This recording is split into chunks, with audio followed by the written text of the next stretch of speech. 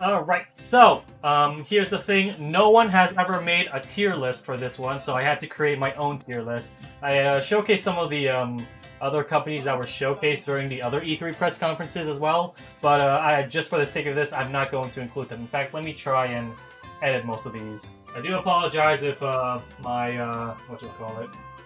my green screen is having an effect on my entire body right now. It's like, oh no, my arms, what happened? So let's just get the ones I did not watch out of the way, just so that we could, well, what the hell happened to Gearbox? Where's Gearbox? Did I delete Gearbox?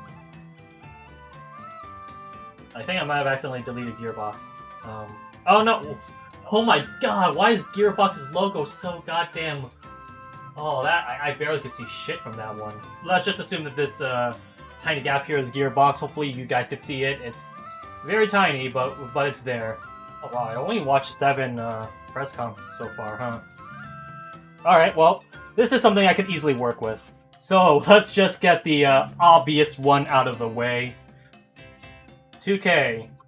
Take-Two. Whatever, I don't care. They were easily, without a doubt, unequivocal, not just the worst E3 presentation this year, I think the worst presentation of all time. They literally showed no games. They were showcasing their internship, their, scholarship, something that was not really needed for a game showcase event. And while I could see, some of their merits being good, I could also see it as pandering at the same time. Take-Two was basically, the most useless when it comes to showcasing their message and entertaining the audience. It was 50 minutes of a TED Talk, it was boring, it was misleading, and it was just flat out wrong. So Take-Two is easily, without a doubt, the worst. And in contrast to that, Nintendo, I think there's no denying that Nintendo easily won E3 this year. They actually have the games. All the games that was showcased actually interest me, aside from maybe Guardians of the Galaxy, which had a chance to try and impress me in the Square Enix conference, but didn't. So really the only reason why, it's not completely perfect, in my opinion, I don't think it's, completely the best conference ever, but for what it represents for this year's E3, it definitely saved it, for sure. They announced a Smash Bros. Character that, everyone definitely was surprised by and looking forward to. They showcased games that, old IPs that, was mostly forgotten until, they finally showcased it. Metroid was finally coming back. Advance Wars is finally coming back. They actually showcased a little bit of Breath of the Wild 2, at least one game out of the, all the delayed games or, hidden games that, people are, memeing about, how they're not going to be showcased. They at least showcased one of them. And not only that, but they also at least mentioned Metroid Prime 4, even though we didn't see anything from it and we saw an entirely different game. Not only are we getting a Metroid game, but at least we know that they're still working on Metroid Prime 4, so it's not like it's, completely out of the dark. Now, for Bayonetta 3, that's an entirely different discussion. But at least, for now, Nintendo is doing something very good. Which leads us to the final... Wait a minute, did I just forgot to... Oh my god, I forgot to put Xbox in here, didn't I? Oh my god, I am such... Okay, hold on a sec. Alright, there we go. I included Xbox and Bethesda because I'm an idiot and I forgot to include them. So, let's go from left to right, one by one. Bandai Namco. Easily bad. They showed only one game, and granted, it wasn't much, at least it was 6 minutes, but I literally had to wait that long just for a 6-minute press conference when they could just easily showcase that one new game on either, Xbox or Summer Game Fest. They technically already showcased it in the Summer Game Fest as well, and I guess they were talking more about it. It's just that what they had to offer in terms of the discussion wasn't really needed at all. I really don't understand why this website decided to plaster it as its own individual event when they only have one game to showcase. Video Game Chronicles, I'm not sure if there's a last minute update or a change in what they had to do, but the fact that they only have one game just easily makes it that this is not a good conference whatsoever. And on top of that, Capcom is also bad. They're a little bit of a lesser evil when it comes to the press conferences in comparison to Bandai Namco, but they still only showed 3 games, which was pretty bad. And 2 of them we already know was gonna happen, or at least one of them, Street Fighter V, we already know is going to happen, and nothing new is going to be showcased for that, except for maybe something for the competitive crowd, which I feel like should be like something to like announce for like EVO instead, because like E3 is a generalized like gaming fest. It's not exclusively for like the fighting game fans. It's for pretty much every gamer, and to showcase like a new like what I wouldn't necessarily say internship, but like a new program to showcase fighting game players and their dedication. Feels like they should have saved that type of news for EVO, which is probably coming up sometime soon. Phoenix Wright was an exception. I do think that what they showcased for Phoenix Wright was well something, I guess. They I don't think it was like fully announced beforehand if it was coming to the West, but to finally have the confirmation, that's good. Too bad I couldn't even see any of them. I only saw one trailer, and after that they spoiled Case 1. I don't know why they would even bother doing that. I think just showing the trailer by itself was perfectly fine enough. They didn't need to showcase the gameplay demonstration. It's a visual novel at best. We don't really need to showcase gameplay for a visual novel. So, Capcom was bad. I think what else was there? There was a little bit of Monster Hunter and Resident Evil. Okay, so 4 games. So they showcased 4 games, I'm sorry. The multiplayer for RE8, could be something that I feel like Resident Evil fans would enjoy. It was quick, it was to the point, and they didn't showcase much or lingered on too much. I think that's fine. They could have announced all that in like newscasts in either a Nintendo Direct or the Xbox event instead. Or sorry, I guess just, no, sorry, for the Nintendo Direct, because sorry, the 2 Monster Hunter games are Switch exclusive. I feel like they could have just done that, not linger on it too much. Although they also showcased a little bit of Monster Hunter in the Switch Direct as well.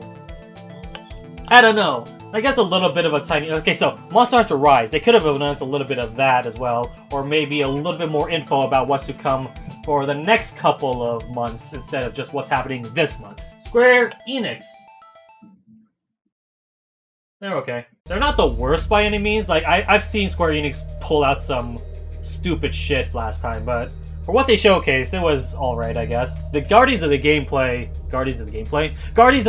gameplay didn't really do much for me whatsoever. They didn't really like showcase why that could be a good game. In fact, they kind of did the opposite because the gameplay wise it looks boring. The trailer looked more interesting than the gameplay, which is that's not something that I'm confident in investing my money in. On the other hand, I am actually interested in Life is Strange. I think the story aspect of Life is Strange is definitely like the strongest pursuit with that series. And if you're looking for like any like in-depth gameplay, maybe the emotion sequence might have something to do with that, but at the same time, I could also imagine that being like just tied into the story aspect rather than like a unique gameplay experience. But either way, I am definitely interested in seeing Alex and the mysteries behind the murder of her brother. And I think that her superpower could invoke some sort of interest in what the story has to offer. Otherwise, like the remaster was kind of useless. I am interested in the Team Ninja game. People are apparently like memeing about it, saying it looked bad or something, but I don't know. I feel like I'm kind of a little bit more forgiving. I'm willing to give it a shot a little bit, but at the same time, I'm also coming in very skeptical because Square Enix tried to prove that with Avengers last E3, and look where that got them. So, entering Square Enix with skepticism, but they were good enough that they were not considered trash tier or bad tier. Summer Game Fest! They're good. The games that they showcased during the Summer Game Fest, I was pretty much intrigued by. The ones I wasn't intrigued by, they didn't linger on it too much. I think like the majority of the games that they showcased was something that definitely interested me, and kind of like the start of like my interest with Far Cry 6 and with Monster Hunter. It's only when they were like oversaturated in the other E3 Directs that they started to become a little bit of a hindrance. And I'm still looking forward to Monster Hunter and Far Cry 6 when it comes out regardless. I just feel like Summer Game Fest has a little bit of a laxing like leeway of dealing with that crap because they were the first ones to showcase those games. On top of that, I guess like the one negative thing, and this is like a minor personalized thing, they didn't really showcase Tales of Arise all that too well. I'm looking forward to the game. I'm still looking forward to the game since it's a Tales game, but I don't think they portrayed the game well. I feel like they should like showcase more gameplay or something instead of like all the story bits. I feel like that would have like enticed more people, and it definitely enticed me to look forward to the game. I think that was pretty much it that was noteworthy for the Summer Game Fest. They were a little bit unmemorable, but from what they showcased, it wasn't boring. So that's all I gotta say. It was not boring. Ubisoft was also okay. I'm gonna put them above Square Enix at the very least. They had some games I was interested in. I think they actually showcased Far Cry 6 a little better, and it was also another time where like they didn't overly oversaturated. It wasn't until like Xbox when they're like, okay, I'm getting tired of Far Cry 6, please stop. And that was technically Ubisoft's advantage. They own the IP, they own the series, and they were the second person to show off the game. Otherwise, Rocksmith was very interesting. I think, like, as a guitar player, that is something that I might be interested in. I think the biggest downfall for Ubisoft was, like, the lack of, like, anything, like, mind-blowing, in my opinion. They didn't really announce anything, like, or the development of, Beyond Good and Evil 2. And I feel like they've also ignored most of their, like, games as well, similar to how Nintendo ignores their IPs. Like, where's Prince of Persia? Where's Rayman? Like, is that it? Is it just those two? I feel like Ubisoft owns more than just those two, but I don't know. Nothing else is coming up to my mind, but oh well, whatever. And the fact that they ended it on freaking Avatar is like, it's not really all that too exciting. Okay, first off, I think it's technically a new IP. I know it's weird to say, but like, I don't think Avatar had a video game to portray that, even back then when like movie licensed games were very common. So having a new IP is definitely a hurdle for sure to see whether or not it's a worthwhile investment to watch it.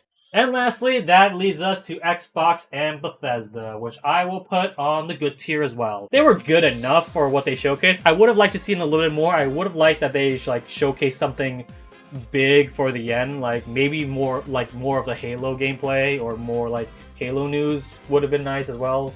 They showcased the free-to-play thing, which was cool, but they didn't really showcase much of the single-player side from the cutscene. I think that's good enough as well, but like, I don't know. I feel like that was just one example I could have provided. I feel like they could have done like a way better way, like showcase a little more Starfield as well. That's a brand new IP, and all we got was a cinematic trailer and a release date. I feel like they could have like shown a little bit more, like maybe some gameplay, maybe a little bit more what it has to offer. Elder Scrolls 6 was also in development, but we got nothing from that aside from Elder Scrolls Online. And the last game that they showcased wasn't too interesting. It suffers from the fact that it's a brand new IP, so that's kind of bad. And it didn't really all look that appeasing. Like, it was another cutscene game, so like, they didn't showcase any gameplay whatsoever. We could kind of infer as to what the game is all about, but without any definitive answer, we can't really showcase. Actually, you know what? I'm changing my mind. Xbox are putting in the okay category. Now that I think about it, like looking back to it, Xbox wasn't 100% as good as I remembered it to be. I feel like they lacked on some games as well. They announced Senua's Sacrifice 2, but... Sorry, not Senua's Sacrifice. Hellblade 2, but they didn't showcase anything from that whatsoever, aside from, like, a lot of the Game Pass games. I think, in fact, if anything, I will say... that's their strongest pursuit, is that if you own Game Pass, the fact that every game that they showcased in that Direct was amazing. That's going to be day one Game Pass. I think that's the biggest news out of all of them. Okay, you know, because of that, fuck it. You're back in good tier, Xbox. And that's it! That is my E3 2021 Showcase Presentation tier list maker! If Nintendo didn't bring out the big guns, I feel like this would have been, like, easily the worst E3. I still think this is kind of the worst E3 I had to, like, experience. But I'm sure that there's, like, a lot more worse E3s that I thankfully have not experienced. I remember, like, people memeing back in 2008 that E3 was bad because, like, it was bundled with all the Kinect bullshit that Xbox was, like, hammering over. And Nintendo also, like, showcased a lot of casual games that no one really cared about, and that was also the time that PlayStation was still suffering from sales. I get the feeling that there were still some worse E3s, but this was definitely not the best showcase this year. That's unfortunate.